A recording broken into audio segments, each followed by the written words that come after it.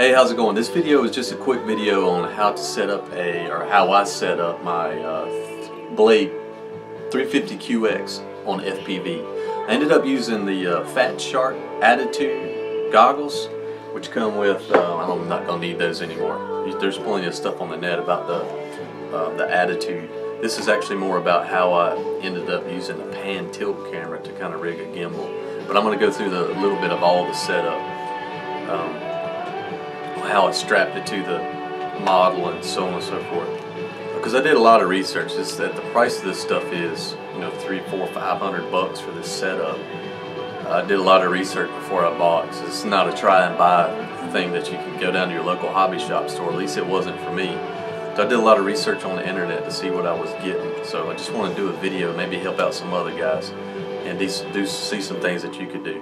You might notice that I've also I swapped out the stock blades with the DJ Phantom, I believe it's made for, carbon fiber set with these little, you have to put the adapters on there, which that turned out pretty good, because these carbon fiber blades, if I was going to be flying around an FPV having the model further away, I wanted to make sure that because these blades are kind of known for breaking, the stock blades on the 350. I know they've made some improvements recently, but I just wanted to put these blades on there because they're not gonna break. All right, so Attitude comes with 250 transmitter, little power adapter. It just allows you to plug in directly to the balancing lead on the LiPo battery. So this is just offering a 4-cell slot, a 3-cell slot, and a 2-cell slot, which I'm plugged into. And I just used the existing hole. If you notice, I believe this is a compass or something, there's a hole there from stock that goes in.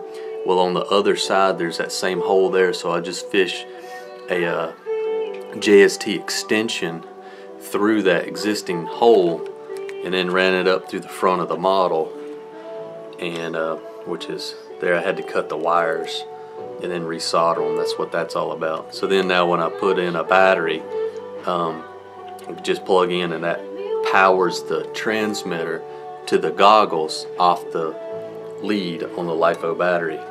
So that's done. And then I just used Velcro sticky Velcro on the thing, so this is mounted pretty easy. It actually didn't take long at all to mount this. Then the same thing here, this is Velcro, and then the wires are run. The power lead runs around to here into the transmitter. So if I want to turn it on, all I do is plug it in here.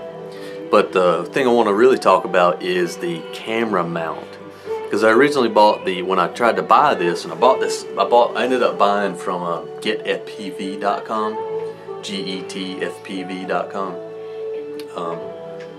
They were pretty good.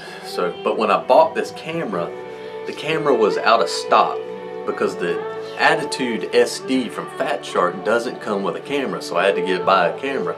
Well, when I bought it, the camera was out of stock, but the camera with the pan and tilt was in stock. So at the time I bought it, because the Attitude SD has head tracking built in, so if you look down, the camera will look down and so on and so forth.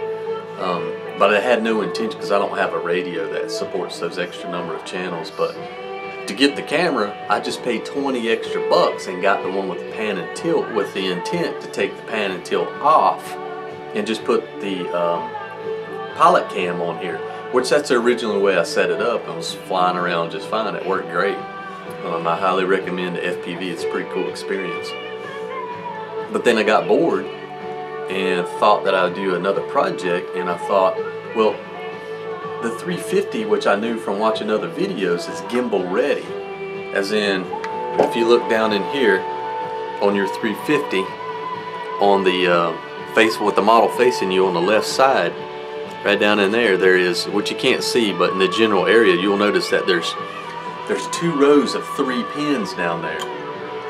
So I got the bright idea that I was going to take that pilot cam, pan and tilt, and wire it into the gimbal ready pins on the chopper, because it didn't. It just sends a signal down the line to a servo. It doesn't know that it's not a true gimbal, and it would have to get some kind of range of motion. So when I started testing that, it indeed actually worked. The only problem was with the Fat Shark pan and tilt.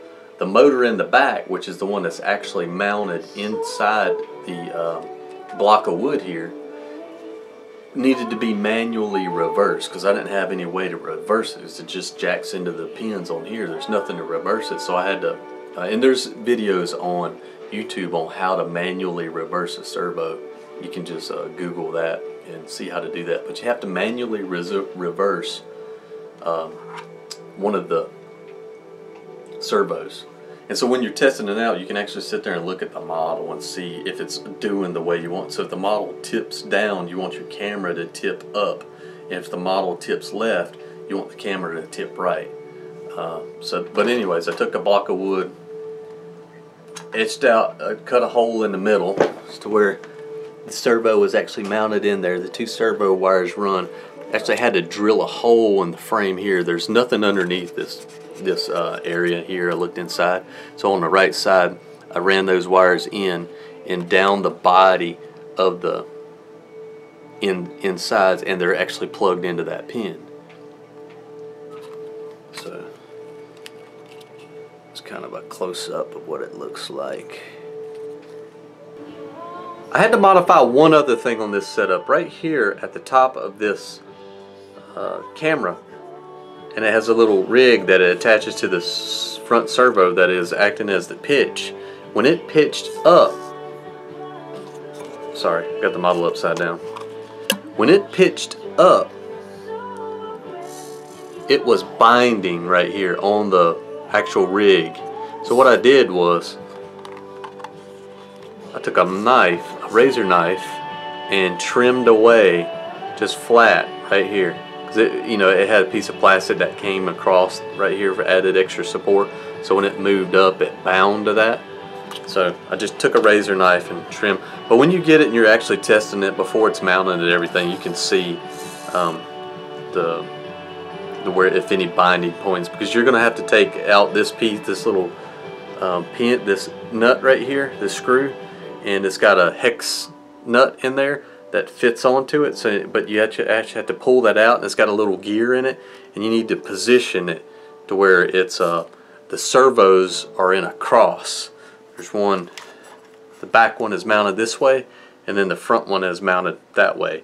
You actually have to take it apart, twist it, and put it back together such that, because it's set up for the pan and tilt comes off the front of the servo. So you just need to maneuver it to where it's this one's going this way, that one is going this way, and then adjust the thing so the camera is coming perfectly flat off of it.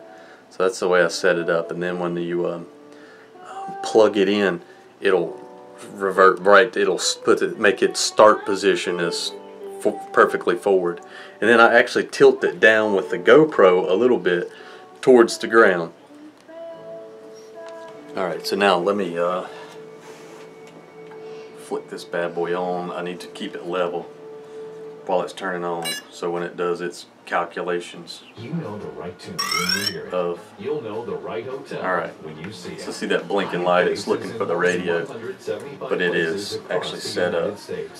So now, notice when I say the chopper's up in the air and it's flying and you push the stick forward, you can see that the camera is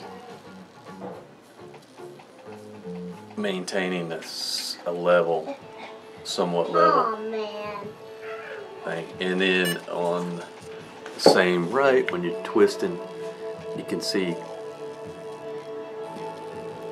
the camera, pilot cam. That's about the range, that's where the end of the road, the server stops. So I mean, if you go over here, it's not going to maintain levelness, and the range of motion on this rear, on the twisting, is not as much because it's not mechanically extended out like this camera is extended out. So it has the tip of the lens has a longer range of motion off of the thing, so that you can dip forward a lot further than you can twist it. But anyway, let me get a little, so that's kind of as the, see, it still stays.